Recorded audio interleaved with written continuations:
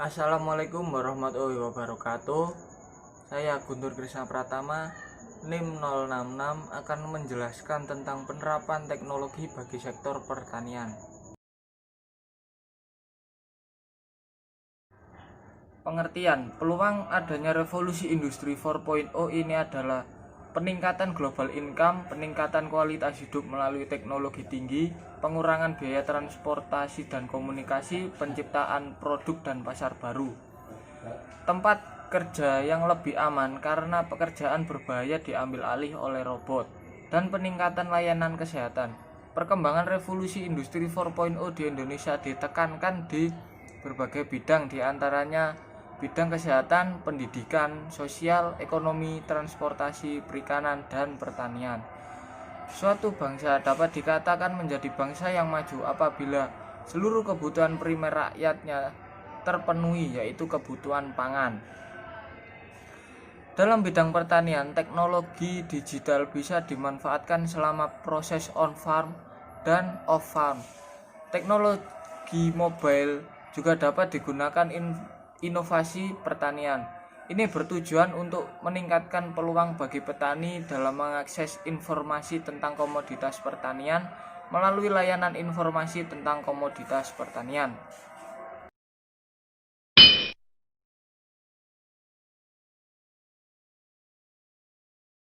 Kendala revolusi industri. Yang pertama, perlunya perbaikan infrastruktur. Untuk menerapkan Internet of Things atau IoT, memerlukan akses internet yang baik. Sementara itu di seluruh Indonesia tidaklah semua akses internetnya berjalan dengan baik. Kedua, perlunya biaya.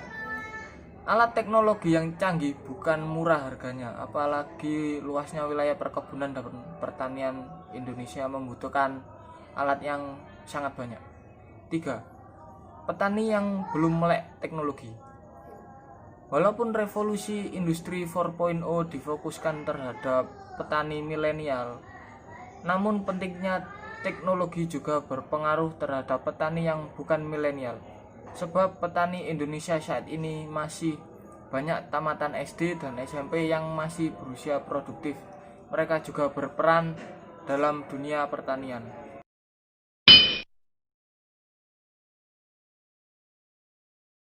4. Sumber daya manusia. Faktanya, sebagian besar petani berusia lebih dari 40 tahun dan lebih dari 70% petani di Indonesia hanya berpendidikan setara SD, bahkan di bawahnya. Pendidikan formal yang rendah tersebut menyebabkan pengetahuan dan pengolahan pertanian tidak berkembang serta monoton.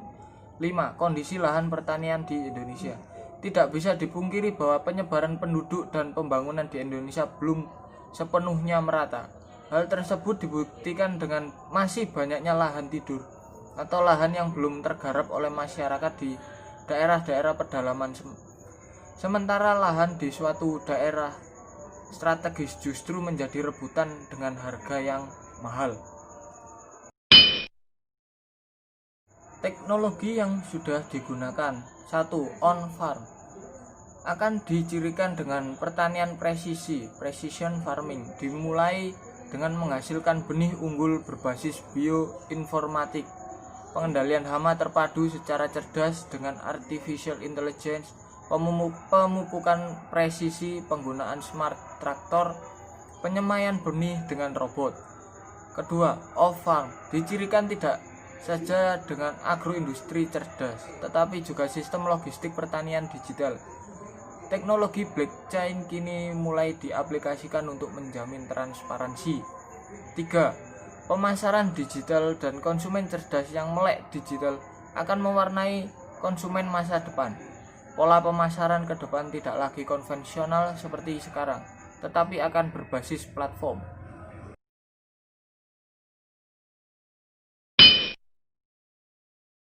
Program yang sudah dijalankan oleh pemerintah.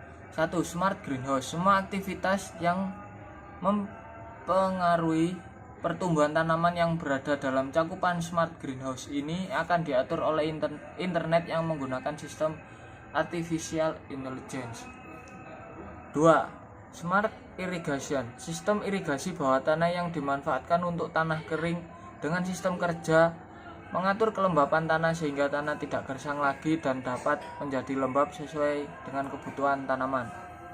3. Automatic traktor, sebuah teknologi di mana petani dapat mengontrol traktor dengan menggunakan remote, bahkan dapat dikontrol.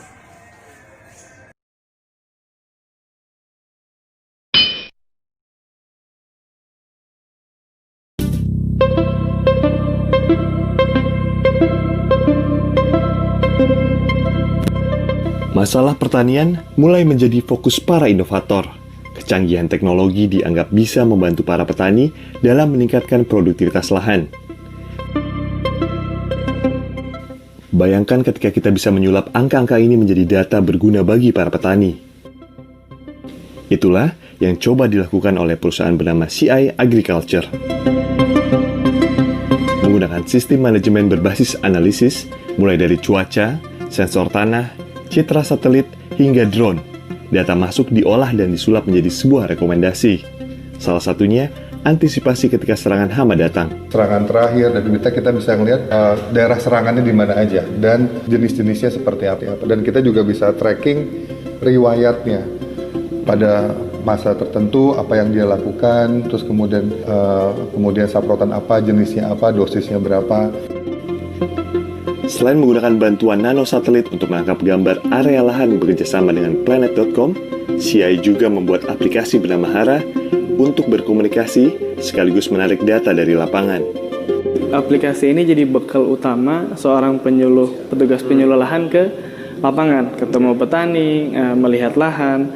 Dia bawa ini sebagai alat utama buat data masuk ke seluruh sistem monitoring. Dia datang ke salah satu lahan, dia bisa jalan di pinggir pematangnya. Sepanjang dia berjalan di pinggir pematang, poligonnya akan terbentuk. Lahan yang nggak ketahuan luasnya, posisinya di mana jadi ketahuan. Dari posisi ini kita tahu luasnya, tahu cuacanya, tahu ketinggiannya, tahu elevasinya, irigasinya, dan seterusnya.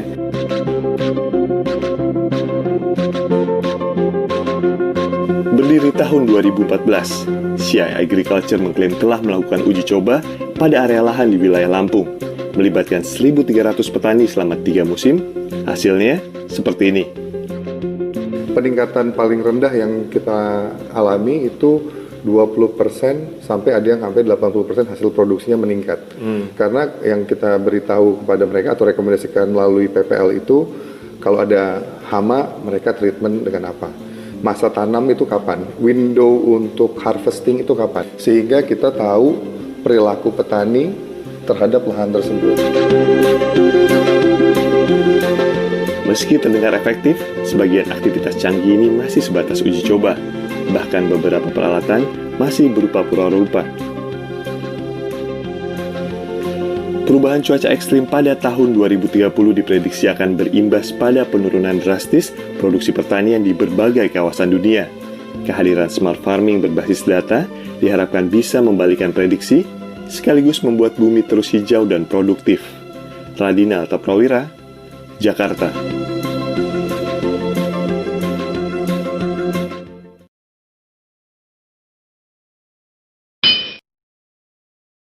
Oke, tadi kita sudah menyaksikan sebuah video yang berjudul Bertani Pintar Berbasis Data.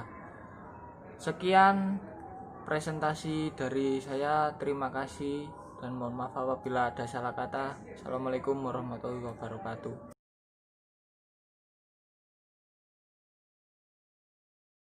Living School.